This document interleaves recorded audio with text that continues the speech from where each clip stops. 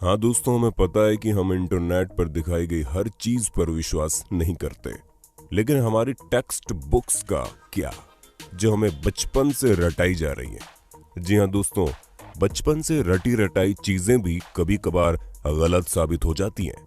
फिर चाहे वो ग्रेट वॉल ऑफ चाइना का स्पेस से दिखना हो या फिर जीनियस अल्बर्ट आइंस्टीन का स्कूल में मैथ में फेल हो जाना। इसलिए दोस्तों, दिल थाम कर बैठिए, क्योंकि आज हम आपको उन झूठ के बारे में बताने वाले हैं जिन्हें आप सदियों से सच मानते आ रहे हैं। और अंत में जो सच्चाई हमने आपके सामने रखी है ना, उसे जानकर आप हंसी से लोटपोट हो जाएंगे। दोस्तों, अगर हम आपसे पूछें कि इजिप्ट में बना पिरामिड किसने बनाया था, तो हमें पता आप यही जवाब देंगे कि इजिप्ट में रहने वाले मजदूरों ने मेहनत करके इस पिरामिड को तैयार किया था। लेकिन हम आपके भ्रम को तोड़ते हुए ये कहना चाहते हैं कि बिल्कुल भी सच नहीं है। असल में इस पिरामिड को बनाने वाले ज्यादातर लोग मजदूर थे ही नहीं। जी हाँ, इस पिरामिड को बनाने के लिए एंशिएंट इजिप्ट की अच्छी खासी पॉपुलेशन ने अपना बढ़ चढ़कर योगदान दिया था, जहां करीब 85 सालों तक, जिसमें 2589 बीसी से लेकर 2504 बीसी का समय लगा। और इतने समय के अंतराल में इजिप्ट के रहने वाले लोगों ने अपना खून पसीना करके इस पिरामिड को तैयार किया था, ताकि वो अपने नेशनल आइकॉन को खड़ा कर सके। ऐसे में जो लोग इतने बड़े बड़े पत्थरों को नहीं उठा सकते थे, उन्होंने यहाँ पर काम करने वाले लोगों के लिए खाना, रहने और बाकी चीजों की व्यवस्था की। यानी कि हर इंसान ने अपने लेवल का काम किया, जिसमें कुछ लोग सिक्योरिटी के लिए काम करते थे, तो कुछ लोग भारी भरकम पत्थरों को जुटाने के लिए दूर दराज इलाकों में चले जाते थे, ताकि वो अपने नेशनल आइकॉन को खड़ा कर सके। ऐसे में दोस्तों, उनकी मेहनत रंग लाई और ये पिरामिड वाकई में दुनिया भर में जाना जाता है। चलिए दोस्तों, अब आपके सबसे फेवरेट माइकल जैक्सन की बात करते हैं, क्योंकि इस बात से कोई इनकार नहीं कर सकता कि माइकल जैक्सन ने पॉप म्यूजिक में एक अलग ही मुकाम हासिल किया था, जहां ये सिंगर के साथ साथ एक बेहतरीन डांसर भी थे और इनके डांस मूव तो वाकई माशाल्लाह थे। ऐसे में उनका मून वॉक करने का जो स्टाइल था, वो लोगों में बड़ा फेमस हुआ। पर अफसोस दोस्तों, आपको ये जानकर हैरानी होगी कि इस मून वॉक को माइकल जैक्सन ने इवेंट नहीं किया था। हालांकि उन्होंने इसे सबसे पहले 1983 में परफॉर्म किया था।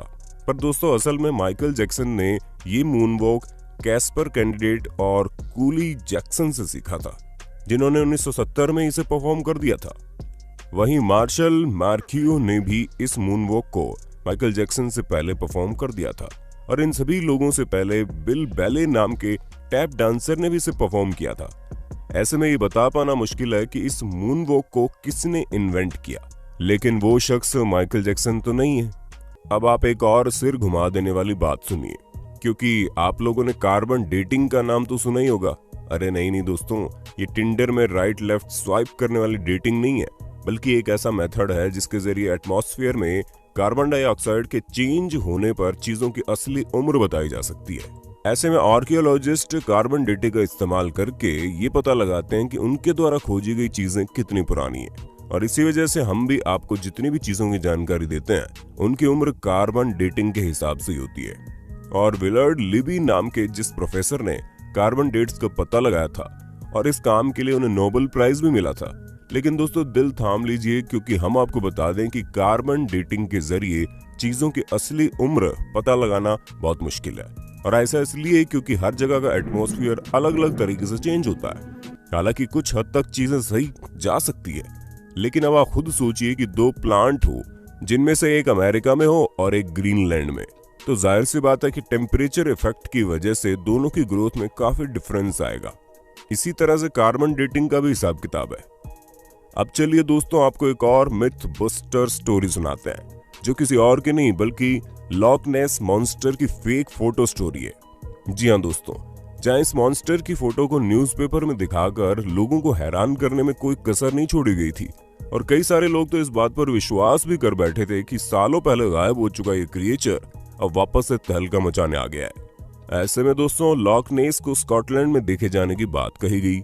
इस तस्वीर को सबसे पहले रॉबर्ट केनेथ विल्सन ने 1934 में लोगों के सामने रखा, और करीब 60 सालों तक इनकी ली गई इस तस्वीर को सच्चा समझा जा रहा था। लेकिन वो कहते हैं ना कि झूठ के दिन 4, सच चले 1000 साल। हाँ दोस्तों, हमें पता है हमारी बनाई गई कहावत उतनी अच्छी नहीं है, लेकिन इस जगह पर बिल्कुल फिट बैठती है। क्योंकि 1994 में ये बात लोगों के सामने आ गई कि लॉक नेस मॉन्स्टर का जो शेप उस तस्वीर में था वो कुछ और नहीं बल्कि एक टॉय सबमरीन थी, जिसे पानी में इस तरह डाला गया था कि वो उस क्रिएचर की तरह दिखाई दे। और ऐसा मर्म्यूडेक नाम के जर्नलिस्ट ने किया था ताकि वो अपने न्यूज़पेपर से बदला ले सके, क्योंकि उनके न्यूज़पेपर ने लॉक नेस मॉन्स्टर के बारे में छापने की वजह से उन्हें बातें सुना दी थी। और इसी वजह से उन्होंने इतनी बड़ी कहानी रची जिसके चंगुल में दुनिया करीब 60 सालों तक थी। दोस्तों, जब आप दुनिया के अजूबों के बारे में सोचते होंगे तो आपके दिमाग में सबसे पहले क्या आता होगा? माचू पिच्चू, ताजमहल या ग्रेट वॉल ऑफ चाइना?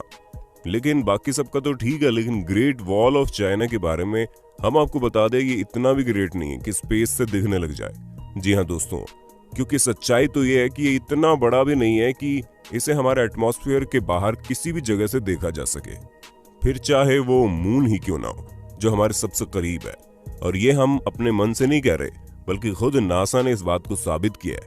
हालांकि भले ही 21,196 किलोमीटर लंबी हो, लेकिन अगर हम इसकी चौड़ाई की बात करें तो ये बॉटम से मात्र 20 फुट चौड़ी है और टॉप से केवल 16 फुट चौड़ी है। हम आपको बता दें कि ये अफवाह 1754 के आसपास शुरू हुई। ऐसे में ये चीज हमारे चांद पर पहुंचने और स्पेस में सैटेलाइट पहुंचाने से बहुत पहले की बात है। तो ये सिवाय अफवाह के और कुछ नहीं है। अब भले ही हर साल यहाँ पर करोड़ों की संख्या में लोग आते हो, लेकिन अफसोस वो चाइना की जिस दीवार पर खड़े होते हैं वो स्पेस से तो नहीं दिखती। चलिए दोस्तों, चाइना से आप हमें ये बता दो कि दुनिया भर में तहलका मचाने वाला कोरोना वायरस चाइना की किस जगह पर सबसे पहले फैला था? हमें पता है आपको जवाब पता होगा, इसलिए कमेंट बॉक्स में एक भी इंसान का जवाब छूटना नहीं चाहिए। वैसे दोस्तों, जब कभी भी आप वाइकिंग्स के बारे में सोचते होंगे तो आपके दिमाग में सबसे पहले चीज क्या आती होगी? हमें पता है ज्यादातर लोगों को बड़े से जहाज का साइज और सींग निकले हुए हेलमेट याद आते होंगे, पर हम आपको बता दें ये दोनों ही चीजें झूठी हैं, जो कि हमारी मेन स्ट्रीम मीडिया द्वारा हमारे दिमाग में डाली गई। असल में कई सारे हिस्टोरियंस को वाइकिंग्स के समय के टूल्स मिले हैं, जिनमें से एक भी हेलमेट ऐसा नहीं मिला जिसमें सींग लगे हों। हालांकि ये माना जा सकता है कि वो लोग लड़ते टाइम खुद को बचाने के लिए हेलमेट का यूज करते होंगे, लेकिन इसका मतलब ये नहीं है कि उनके हेलमेट में ही डायरेक्ट सींग लगे हों। दोस्तों, ये जो अफवाह है ये तब से फैलनी शुरू हुई जब गुस्ताव मालस्ट्रोम नाम के आर्टिस्ट ने अपने आर्ट में वाइकिंग्स के हेलमेट में सींग लगा दिए, और तभी से लोग ये समझने लगे कि उनके हेलमेट में सींग होते थे, जबकि ऐसा कुछ भी नहीं है। दोस्तों, अब हम आपके दिमाग की सबसे बड़ी उपज को दूर करते हैं, क्योंकि कई सारे लोगों को ये सिखाया जाता है कि अल्बर्ट आइंस्टीन जो कि इतने बड़े जीनियस थे, वो हाई स्कूल में बेसिक मैथ की वजह से फेल हो गए थे। तो दोस्तों, ये बिल्कुल गलत है। जी हाँ, ऐसा कुछ भी नहीं है, बल्कि आइंस्टीन तो उल्टा मैथ के जीनियस थे। जहां मात्र 15 साल की उम्र में उन्होंने मैथ में अपनी बहुत अच्छी पकड़ बना ली थी। अब दोस्तों, जाहिर सी बात है, जो शख्स फिजिक्स की दुनिया में इतनी बड़ी उपलब्धियां पाया हो, उसे बेसिक मैथ ना आती हो, वो भी हाई स्कूल के समय में, ये चीज थोड़ी सी खटकती है। पर हमें तो बुरा उन लोगों के लिए लगता है जो ये सोचते हैं कि उन्हें मैथ नहीं आएगी, फिर भी वो साइंटिस्ट बन जाएंगे। अरे दोस्तों, साइंटिस्ट बनने के लिए मैथ भी जरूरी है, ठीक उसी तरह जिस तरह सिंगर बनने के लिए अच्छा गाना जरूरी है, और डांसर बनने के लिए अच्छे मूव्स करने जरूरी हैं, क्योंकि ये सभी चीजें बेसिक्स हैं। दोस्तों, हमें पता है आपको इस बारे में कुछ भी पता नहीं होगा, लेकिन हम आपको बता दें कि 19वीं सदी के मध्य में अमेरिका में एक बहुत बड़ी अफवाह चली थी, जहां पर सिगरेट बेचने वाली कंपनियां एडवर्टीजमेंट में कहती थीं कि सिगरेट सेहत के लिए अच्छी होती है।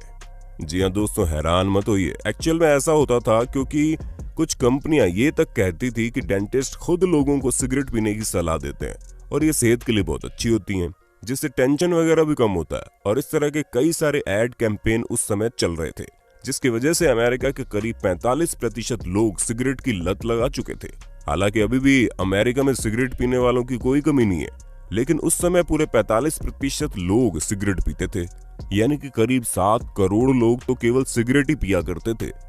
वो तो बाद में पता चला कि ये सेहत के लिए हानिकारक है, जिससे भगवान आपको अपने पास जल्दी बुला लेते हैं, और इसी वजह से लोगों ने मरने के डर के कारण सिगरेट को टाटा बाय बाय कहना जरूरी समझा। पर शायद अभी भी कुछ लोग इस बात को नहीं समझते हैं। दोस्तों आज के लिए बस इतना ही। उम्मीद है आपको हमारी वीडियो पसंद आई होगी। अगर हाँ तो इस वीडियो के बारे में हमें कमेंट करके जरूर बताना, और ऐसे इंटरेस्टिंग वीडियोस लगातार देखने के लिए हमारे चैनल को लाइक, शेयर और सब्सक्राइब करना बिल्कुल ना भूलें। धन्यवाद।